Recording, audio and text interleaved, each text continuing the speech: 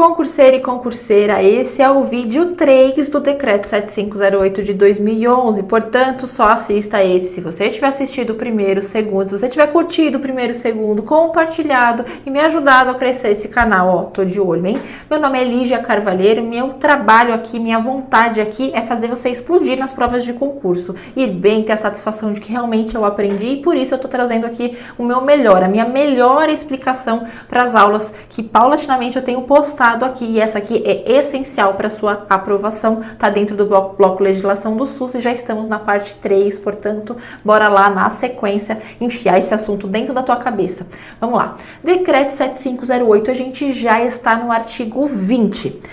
Da assistência à saúde. Você lembra quando a gente falou que esse decreto ele regulamentava a lei 80 e 8090? A gente falava, regulamentava quanto à organização, também quanto à assistência. Chegamos nesse pedacinho, quanto à assistência.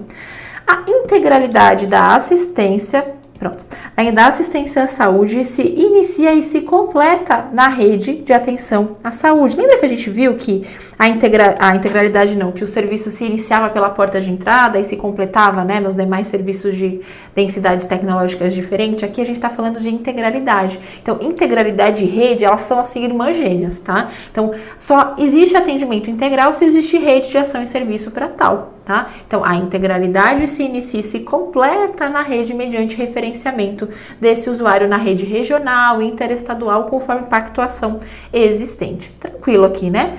Agora a gente vem para uma parte muito importante que é RENASE. Já ouviu falar? Ah, já ouvi falar e eu confundo com RENAME. Nunca mais você vai confundir. Olha só. Relação Nacional de Ação e Serviço de Saúde. No plural, de ações e serviços de saúde. Olha só, para você não confundir, tá? RENASES, S de serviços. Tudo bem? RENASES, S de serviços. É uma lista de todas as ações e serviços de saúde existentes. Tranquilo, né? Ó, compreende todas as ações e serviços de saúde que o SUS oferece para esse atendimento integral, tá? Nesse caso aqui, quando fala todas as ações e serviços de saúde, inclui o privado complementar, aquele que faz parte do SUS na ação, nos contratos e convênios, porque ó, todas as ações e serviços que o SUS oferece, não são todas as ações e serviços de saúde existentes, como tem lá no mapa. Tranquilo? Então, RENASES, S de serviço, não confunde. Quem dispõe sobre RENASES? Ministério da Saúde. Vai aparecer de tudo na sua prova, tá? Quem dispõe de RENASES é o Ministério da Saúde. Como que ocorre as atualizações da RENASES? A cada quanto tempo? 2 anos. Então, Ministério da Saúde, 2 anos faz atualização na RENASES sempre que necessário. S de serviço, tá? Não esquece, continuando, não acabou a informação da RENASES, mas já entramos aí em vários detalhes. Ó, todos os entes pactuarão nas comissões intergestoras as suas responsabilidades dentre os serviços dispostos na RENASES. Então, a comissão intergestora, um dos assuntos ali vai ser o que cada ente tem de responsabilidade na RENASES, tá? E agora vem o 24 que chove em prova. O Estado, o Distrito Federal e os municípios poderão adotar relações específicas complementares em relação às ações e serviços de saúde em consonância com a RENASES. Gente, e respeitado aqui o financiamento, porque não dá para incluir um serviço se não tem dinheiro para tal. O que quer dizer aqui? Quer dizer assim, ó, RENASES, ó, volta, para você não confundir mais. RENASES, relação nacional. Ah, nacional. É obrigatório ter RENASES? Sim, é obrigatório ter RENASES. O que está escrito aqui? Que os estados, distrito e municípios também podem ter relações complementares desse serviço. Eles podem ter uma outra relação que complementa a RENASES, só que ali tem que ter a verba para arcar com tudo isso. A obrigatoriedade que traz aqui é da União, porque é RENASES nacional. Não vai esquecer nunca mais, promete? Nunca mais vai confundir com RENAME, que também é relação nacional, mas ó, RENAME, de medicamento, não é RENASES com S de serviço, não esquece isso, hein? RENAME, medicamento, tá? Compreende o quê? Também é uma seleção e padronização de medicamentos indicados para o tratamento de doenças no âmbito do SUS. É uma lista também. Quais são os medicamentos que o SUS vai oferecer? Baseado em quê? Lembra que a gente viu as definições dos protocolos, das diretrizes? Pois é, baseado nisso. Olha aqui, ó. Além, a gente já vai falar disso aqui embaixo, mas a Rename acompanha um formulário terapêutico nacional. Existe um formulário específico para prescrição e para dispensação desses medicamentos que estão padronizados. Guarda aí essa informação. O Ministério da Saúde, assim como na Renases, também dispõe sobre a Rename. E adivinha a periodicidade para fazer atualizações na Rename? Também a cada 2 anos, tudo bem? Tanto os protocolos quanto as diretrizes, enfim, a cada 2 anos é feito. Então é igual a Renases com relação a isso, tudo bem? Sabe aquela informação de que estado, distrito e município pode ter relação de serviços complementar? Igual aqui, ó, estado, distrito e município pode adotar relações específicas e complementares de medicamentos, tá? Em consonância com a Rename. Por que o estado faria isso? Sabe quando o Estado toma um belo de um processo, muitas vezes de uma medicação que não fazia parte da Rename, e aí a Justiça diz que o Estado é obrigado a fornecer? Então, às vezes, ele faz fluxos à parte, sabe? Ele passa a ter relações paralelas à Rename, complementares por facilidade mesmo, porque ele toma vários processos nas costas, tá? O acesso igualitário à assistência farmacêutica, porque o Rename vai culminar numa assistência farmacêutica. O que precisa ter o indivíduo para ter acesso a essa assistência farmacêutica? Veja, não é um critério, é cumulativo esses critérios, então vários critérios, tá? O usuário tem que ser assistido pelas ações e serviços de saúde do SUS, e aqui entra o privado complementar, tá? O medicamento tem que ser prescrito pelo profissional de saúde no exercício regular da função do SUS. Por que eu destaquei aqui? Porque enfermeiro também prescreve, né? Quando está em protocolo, em rotina, não é isso? Então, não é prescrito pelo médico, como às vezes aparece na sua prova. É prescrito pelo profissional de saúde. Tranquilo? O que mais? Além disso, tem que somar. A prescrição tem que estar em conformidade com a Rename e com os protocolos, então não pode ter aquelas prescrições malucas, até porque não vai ter a medicação ou não está no nome correto, ele coloca a marca, não é assim que acontece na prática, na UBS? Pois é. E ter a dispensação ocorrido nas unidades específicas de direção do SUS. Tudo bem? Então, o usuário é paciente do SUS, vamos trocar por palavras nossas. O medicamento foi prescrito pelo profissional do SUS, esse medicamento faz parte da Rename dos protocolos e esse paciente retira a medicação lá nas unidades indicadas pela direção do SUS, tudo isso de forma cumulativa, tá? É possível ampliar esse acesso ao usuário à assistência farmacêutica? Sim, da mesma forma que é possível ampliar as portas de entrada, também é possível ampliar aqui, e eu chutei a câmera, eu tô dentro ainda da cena, deixa eu ver aqui, porque eu dei um pontapé tô na cena, ainda bem. É possível ampliar essas listas, ampliar o acesso, aliás, aos medicamentos, mas tudo mediante justificativa, tudo bem? O Ministério da Saúde poderá estabelecer regras diferenciadas para o acesso a esses medicamentos. Pensa que isso é como se fosse uma abertura, né? A outras necessidades, outras situações na qual ali o Estado, e pensa Estado não como Estado, município, Estado, ente público, pode passar, até mesmo os processos, tá? 29. A Rename e a relação específica complementar estadual somente poderão conter produtos com registro na Anvisa. Então, seja na Rename, seja nessas listas à parte, ali não pode ter medicamento que a Anvisa não aprova. Todos eles têm que ser regulamentados pela Anvisa. Isso aqui cai em prova pra caramba.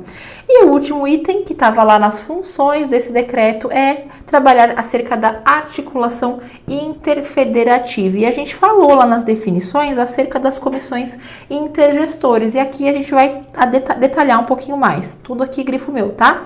Vamos lá. Comissões intergestoras farão pacto e organização do funcionamento das ações e serviços de saúde dentro dessas redes de atenção à saúde, tá? E aqui ele vai falar de, ó, eu que coloquei essa observação para você não confundir, tá? Ele não tá falando que a CIT é o Ministério da Saúde. Ele tá falando que a CIT, quando se falar em CIT, em comissão intergestora tripartite, está vinculado o Ministério da Saúde, não confunda, tá? Então, pensou em CIT, tripartite, entra a União, se entra a União, Ministério da Saúde, tá? CIB, quando se fala em bipartite, a gente está falando em Estado, a União não está presente, então é vinculada à Secretaria Estadual de Saúde, tá? E a gente está pensando nos efeitos administrativos, operacionais e tal. E quando a gente pensa em comissão intergestora regional, olha só, isso aqui entrou agora, nesse decreto, quando a gente fala em região, é igual a CIB, tá? No âmbito regional também é vinculada à Secretaria Estadual de Saúde, então não confunda, tá? tá? Tô colocando aqui, ó, novamente, o que a gente viu no slide anterior? Que quando é CIT é vinculado ao Ministério da Saúde e quando é CIB ou quando é CIR, ambos são vinculados à Secretaria Estadual de Saúde, tá? E aqui não é a vinculação, conforme está escrito no artigo anterior, aqui a gente está falando da representação. Nas comissões intergestoras, o gestor público terão representações CONAS, CONASEM e COSEMS. Ah, mas eu confundo isso todo. Então, você vai voltar na aula 80, 80, 90. Por quê? Quando a gente falar em CIT, que a gente está falando lá na representação do Ministério da Saúde, a gente vai incluir aqui os 3 entes tripartite: Ministério da Saúde, Secretaria Estadual de Saúde e Secretaria Municipal de Saúde. E a representação disso com relação aos conselhos, deixa eu apagar aqui, a representação disso, a CIT é CONAS e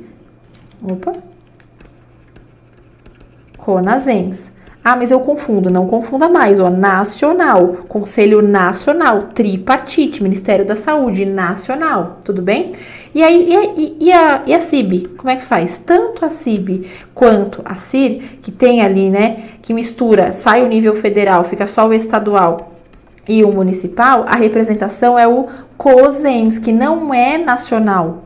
Tranquilo? Fácil agora? Então, a gente tem aqui essas 3 sendo aplicadas. CONAS, CONASEMS, ó, nacional, tripartite. E aqui estadual, Conselho Estadual, CIB, para você não confundir mais. Tudo bem? O que a comissão pactua? Então, aqui coloquei em roxo que é, assim, essencial para a sua prova. As comissões pactuam sobre vários aspectos dessas regiões todas, ó. Aspectos operacionais, financeiros, administrativos, diretrizes sobre essas regiões, diretrizes várias. Quais são os limites, as referências, como que vai funcionar essa rede?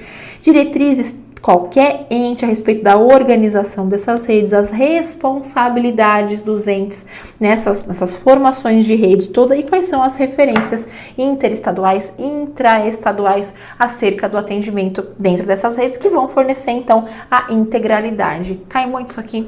Todo o resto que a gente viu cai mais, tá? Aqui traz, então, as funções dessas comissões intergestoras. E aí, coloca algumas funções exclusivas a nível CIT. E aí, a gente vai trazer, mas ó, cai muito pouquinho, tá? Olha só. Renases não é nacional, então fácil, né? Associar isso com CIT, beleza? Tá, item 2. Critérios para os planejamentos integrados das ações e serviços de saúde da região de saúde. Ah, mas será que aqui não poderia ser outro ente? Veja, eu não estou fazendo a integração ou criando a região, que é uma função do Estado. Eu estou criando quais serão os critérios que o Estado vai levar em consideração. Veja, eu estou fazendo um planejamento aqui de cima, a nível gestão mesmo federal, tá bom? E o terceiro item, fácil de decorar também, porque ó, fala das diretrizes nacionais do financiamento das questões operacionais. Veja, eu estou fazendo as diretrizes nacionais. Se é nacionais, é pactuação a nível CIT, tripartite, entra a União. Tranquilo? Sem traumas? Acabando. Lembra que a gente falou do COAP? Ou do COAPS, quando às vezes a palavra saúde aparece, muito ajuda pra gente decorar. Lembra o que era isso? Aí ele vai só definir novamente aqui no artigo 33, sem novidade para decorar. O acordo de colaboração entre os entes para a organização dessa rede é o COAPS. Isso aqui cai em prova pra caramba. Às vezes isso aqui, essa parte inicial é o enunciado e aqui é uma das alternativas, ou ao contrário, né? Aqui o enunciado e uma das alternativas é a própria descrição. Cai bastante. Qual é o objeto do COAPS? A gente já falou, se é organizativo, é organizar, integrar ações nas ações e serviços de saúde, definir as responsabilidades dos entes para garantir a integralidade. Alguma novidade? Não, não tem. Só se você dormiu no começo. Não tem novidade aqui, tá? E aí, o que acontece? Esse contrato gera o quê? Qual é o resultado? É a integração desses planos de saúde dentro da rede. Os planos têm que se conversar, têm que ser coesos entre si para que essa rede funcione. Nenhuma novidade, tá? É só interpretativo. Artigo 35, o contrato organizativo de ação pública define as responsabilidades dos entes. A gente já viu isso, gente, já viu responsabilidades várias, tá? Inclusive critérios de avaliação de desempenho, recurso financeiro, fiscalização, já vimos isso também no início do decreto. Tô passando aqui para você não falar que eu pulei, porque não era necessário.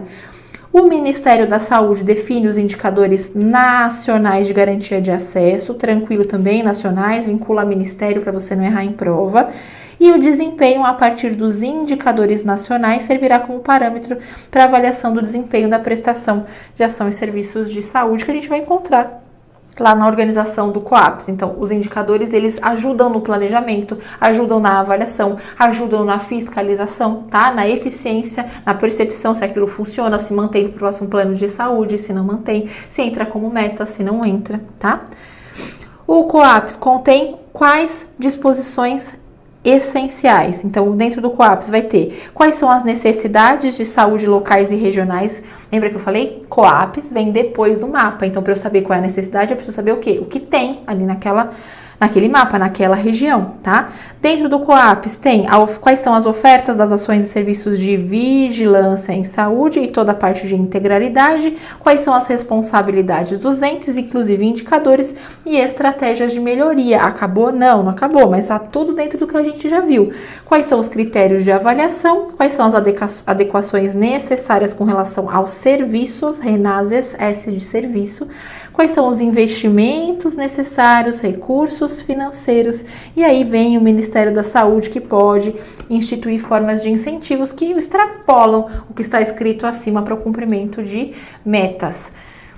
Gente, quer saber o que cai de COAPS? O que é COAPS? Basicamente é isso que cai. Então, toda essa parte de explicação é boa a gente saber. A gente nunca sabe o que vai estar lá na prova, mas não é a cobrança mais incidente. E, por fim, aqui, acabando, o COAPS segue algumas diretrizes. Olha só, quando fala de gestão participativa, a gente começa a pensar na participação social.